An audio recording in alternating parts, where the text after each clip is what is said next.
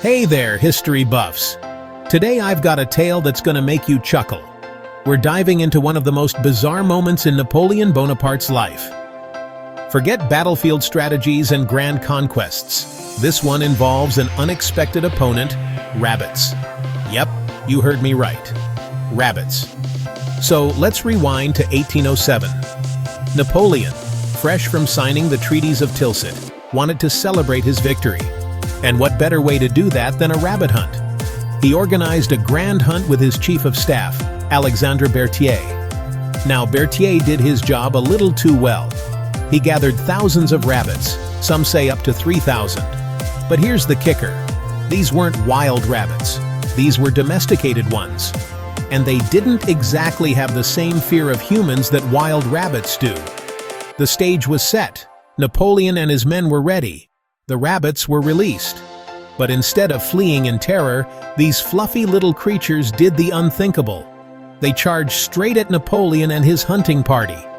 Imagine the scene. Instead of a majestic hunt, you've got Napoleon and his men being swarmed by a horde of bunnies. It's said the rabbits were so numerous and relentless that they even started climbing up Napoleon's legs and jacket. Talk about a hair-raising experience. Napoleon tried to shoo them away with his riding crop, but the rabbits were undeterred. They kept coming. Eventually, Napoleon and his men had no choice but to retreat. Yes, Napoleon Bonaparte, the man who had conquered much of Europe, was forced to run away from a bunch of bunnies. Who knew rabbits could be such fierce opponents? So what can we learn from this quirky episode? Well, it shows that history isn't just about grand battles and political maneuvers. Sometimes it's the odd, funny moments that stick with us. And it's a reminder that even the greatest figures in history had their less than glorious days. Next time you think of Napoleon, don't just picture him as the mighty conqueror. Remember that time he was bested by a battalion of bunnies.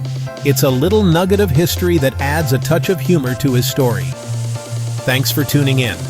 If you enjoyed this quirky tale, make sure to like, subscribe, and hit that bell icon for more fascinating stories from history. Until next time, keep exploring the past.